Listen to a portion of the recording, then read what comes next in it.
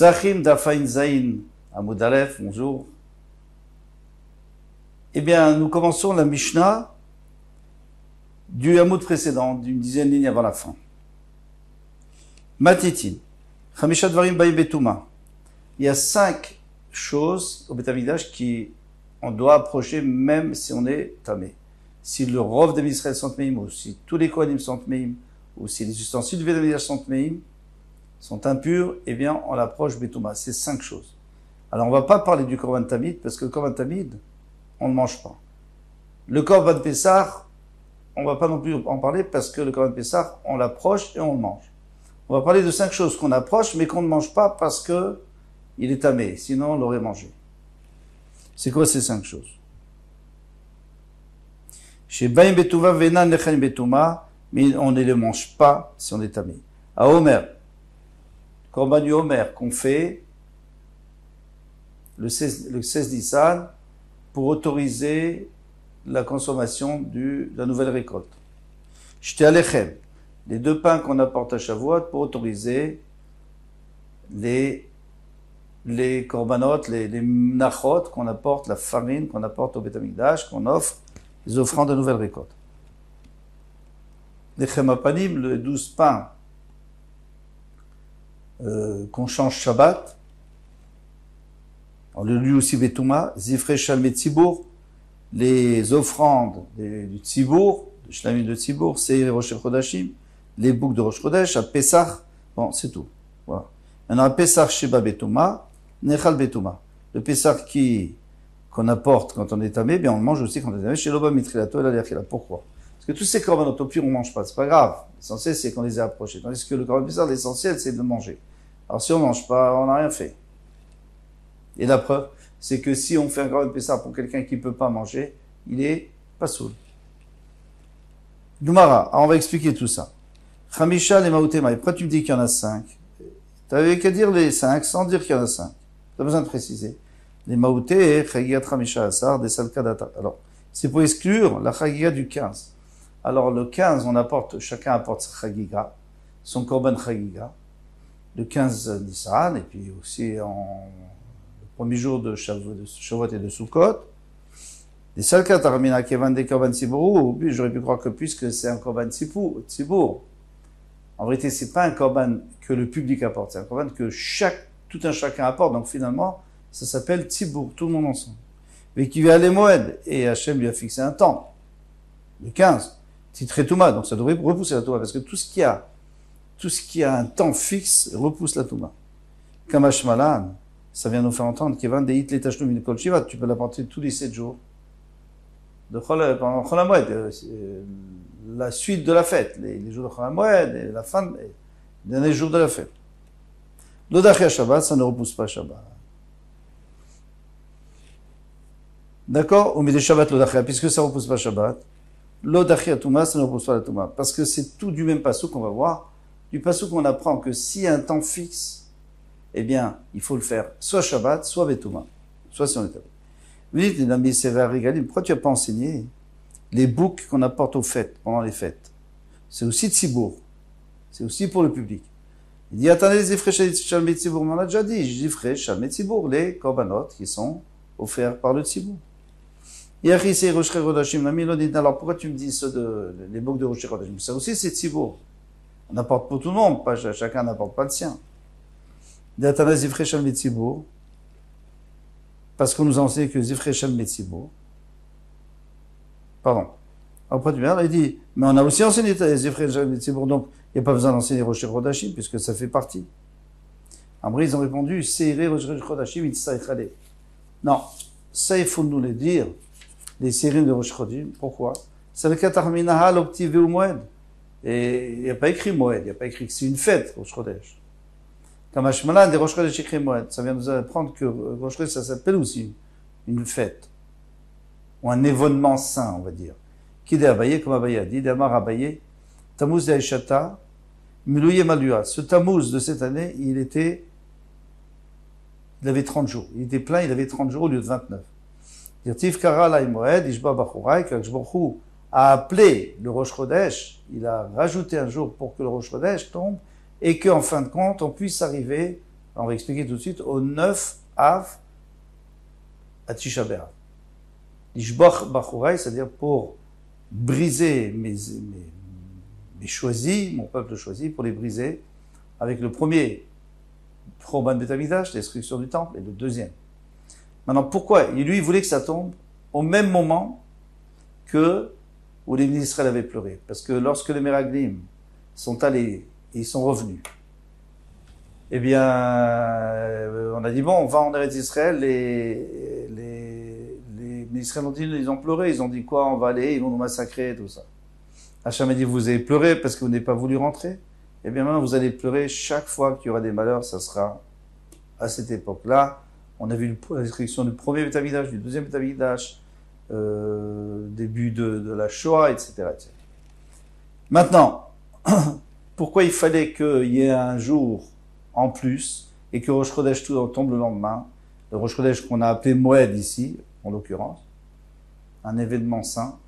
Eh bien, pourquoi? Parce que ils sont partis le 28 Sivan, les Meraglim. Et on sait qu'ils ont mis 40 jours. C'est pour ça qu'après, il y a eu 40 ans dans le désert par rapport aux 40 jours. Donc, ils sont revenus quand? Si il y a 30 jours, il y a toujours 30 jours dans Sivan. Donc, dans Tammuz, il y a beaucoup de chances qu'il n'y ait que 29. Donc, ça fait 2 jours plus 29, ça fait 31. Et 8 jours pardon, il faut 9 jours. 31 pour arriver à 40, il faut 9 jours de Av. Et si on avait eu 9 jours, alors en fait, ils auraient pleuré le 10 Av. Mais la destruction du temple, c'est le 9 Av. Alors, pour que ça corresponde, eh bien, il y a eu un jour de plus dans Sivan, Tammuz, et donc ça fait 2 jours de Sivan, 30 jours de Tammuz, et 8 jours de Av. Et le soir, ils se sont mis à pleurer. Voilà le compte. Et on se dépêche. Les mêmes radicaux, les mêmes moedato. Maintenant, ce que j'ai compris de ce que tu me dis, c'est que pour que qu'il soit permis de l'approcher Shabbat et aussi Betouma, il faut que ça soit écrit Moed. Très bien. Minan et Mélé, d'où sait-on? D'où sait-on? Qui te dit que dès qu'il y a Moed, alors ça y est, on peut le faire. Tanou Rabbanan Omed nous enseigne d'abord Moshe et Moed et Hachem. Et Moshe Rabbeinu. Alors à la fin de la paracha, qui parle de toutes les fêtes, il dit, et Moshe a parlé, et Moed et Hachem et le Béné Israël. Matalmud, qu'est-ce que ça vient t'apprendre? Qu'est-ce que tu croyais? Que c'est pas Moshe Rabbeinu qui a dit. On dirait juste le dernier, et les autres, c'est pas Moshe Rabbeinu qui les a dit, les fêtes. Les filles chez l'Olamadno et la Tamid au Pessah. Parce que nous, on a appris que repousse la Toma et Shabbat, que Tamid et Pessah. Chez Neymar, comme il dit, Bemoado, il écrit, il faut le faire en son temps. Bemoado, va faire le Shabbat. Il faut faire ces deux choses-là en leur temps, et même Shabbat. Bemoado, va faire le Touma, et en leur temps, même si on est tabé. Cher Korbanot Tzibour Minaïn, les autres Korbanot Tzibour Duna, doivent apprendre au Neymar, et l'État sous l'Hachem Bemoadechem, vous ferez ainsi, Hachem, pour Hachem Bemoadechem dans vos fêtes. Très bien. Minaïn et Rabot Omer, on sait que le Homer, donc le Homer, c'est l'offrande de farine qu'on apporte.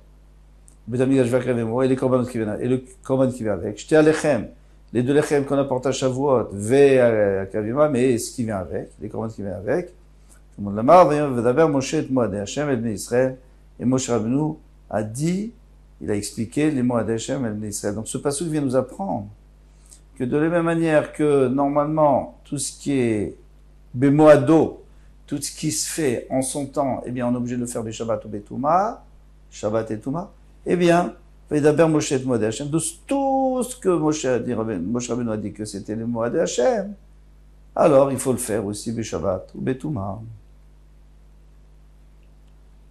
Katouf Kvaro, Moed Echad Lekula. C'est tout la même chose. Chaque fois qu'il y aura Moed, on fera une comparaison avec les Moadim de Tamid et de Pessah, que l'avait écrit le Moado. Ça s'appelle Amamatzinu Abinanav. On fait une comparaison. Maintenant, pourquoi tu as besoin de me préciser tout ça? Bon, alors j'ai compris. J'ai compris que s'il faut le faire en son temps, alors ça repousse Shabbat. Et pourquoi il faut dire tous ces exemples? C'est ce qu'on a besoin. Si on avait juste parlé du Korban Tamid, si on avait parlé du Korban Tamid, avant Amina, j'aurais pu dire Tamid, chez Tadir, Vekalil, Tamid, il a deux avantages. Premièrement, il est tous les jours, donc c'est normal qu'il faut le faire Shabbat. Sinon, ça sera plus tous les jours. Et en plus, il est offert totalement, c'est un holocauste. Aval Pesach, l'homme, et le Korban Pesach, c'est quelque chose d'exceptionnel, et en plus, on le mange.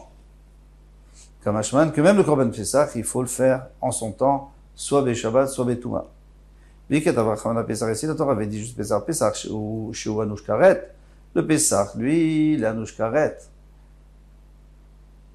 Il est puni de Karet, celui qui apporte pas le Korban Pesach, qui peut et qui l'apporte pas. Aval Tamid den Anush Karet, mais le Tamid, où il y aura jamais Karet pour qui que ce soit. Et malo, j'aurais pu croire qu'on n'a pas besoin d'apporter Shabbat et en Touma. Comme Hashmalan, ça vient nous faire entendre.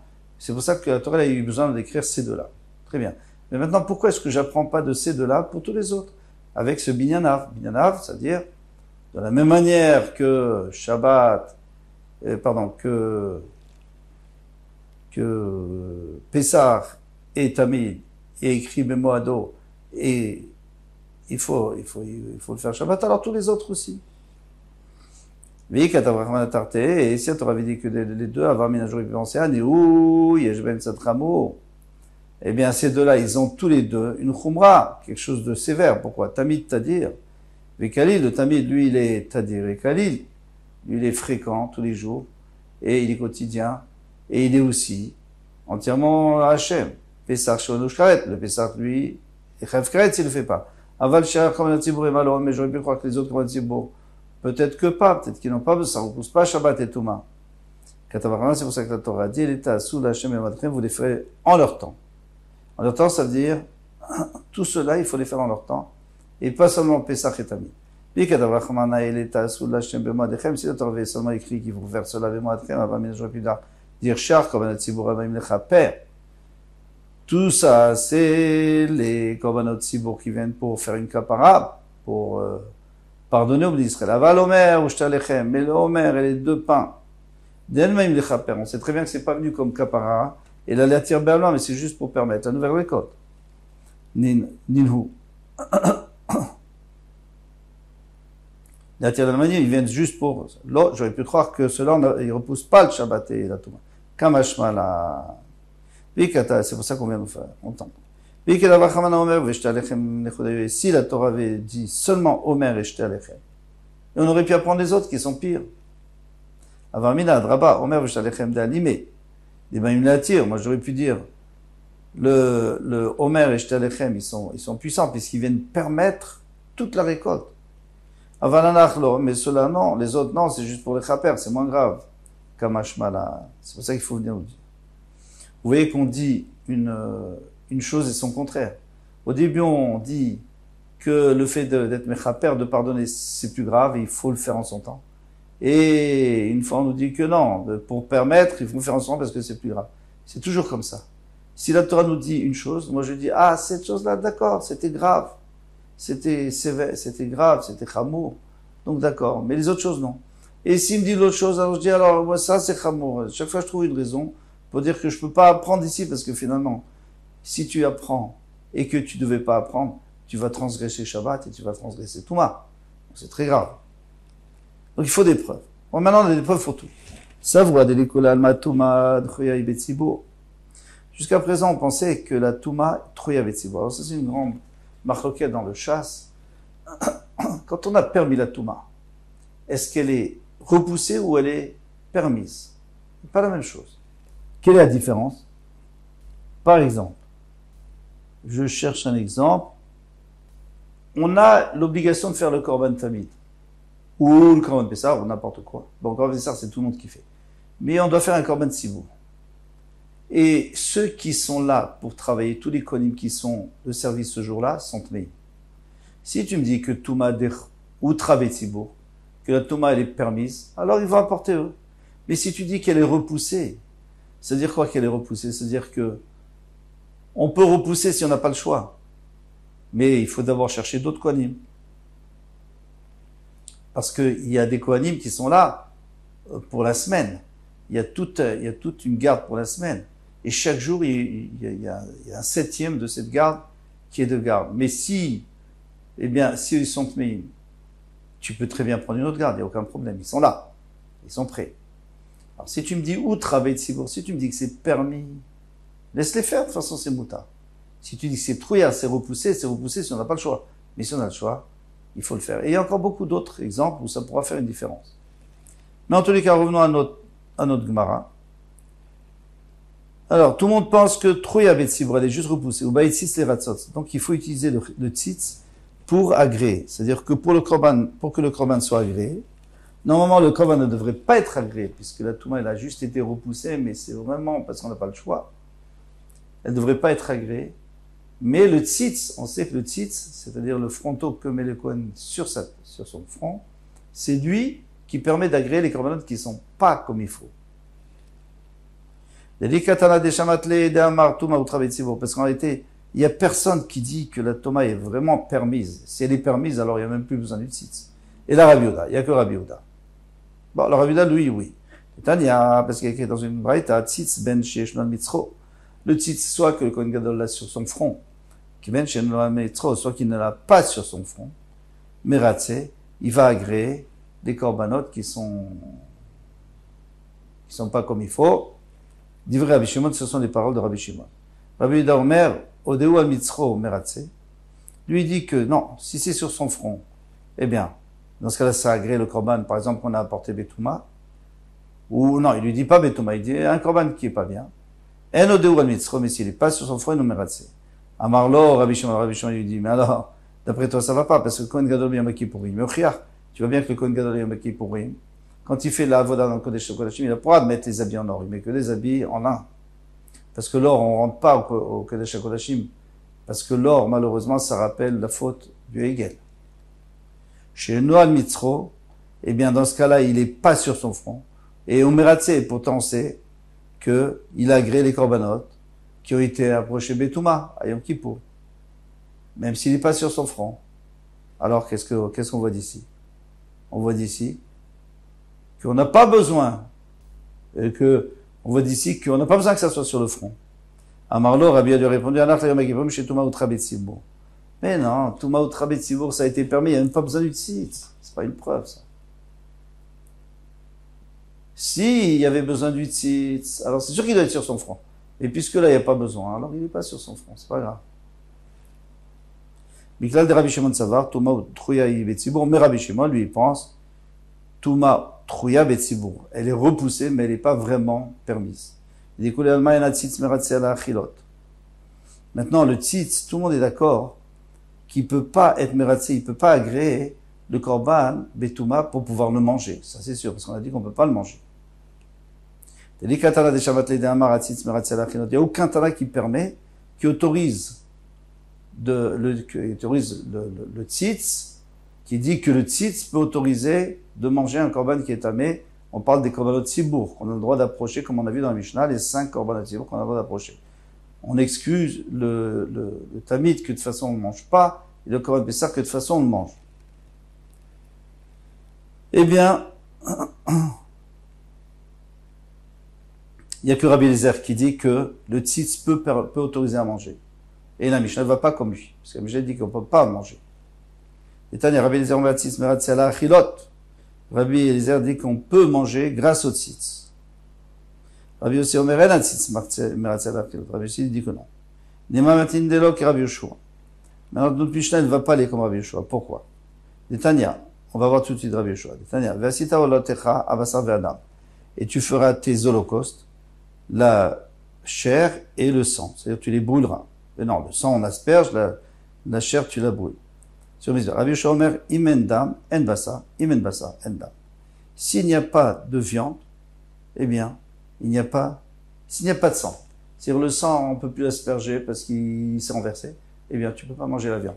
Et si tu peux pas manger la viande parce qu'elle est mère, par exemple, ou pour une raison X, alors, en dam, alors il n'y a pas de sang, tu peux pas asperger le sang. Alors, si tu peux pas asperger le sang, le korban n'a pas été agréé.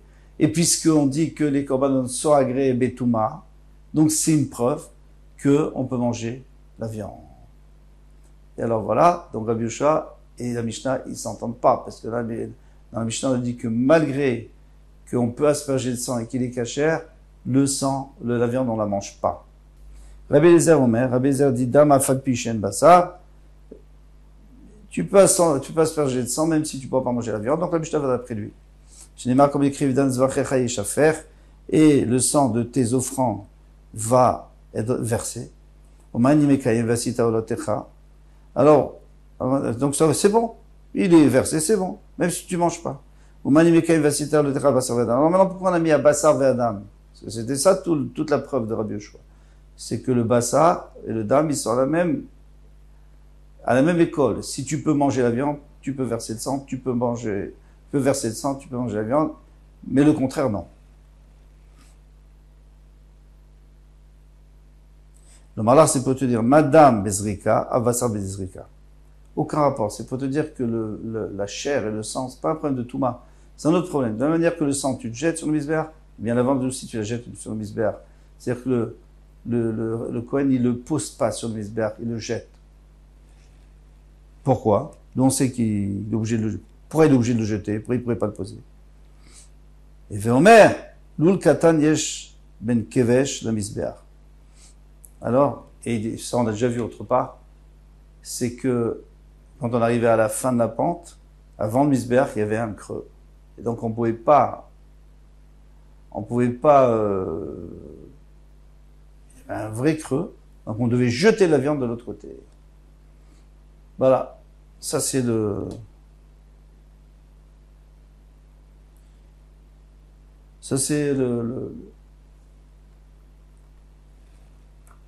limoud de Abassar Ve'adam. Et pas comme on avait dit que s'il n'y a pas l'un, il n'y a pas l'autre. Kol Touf.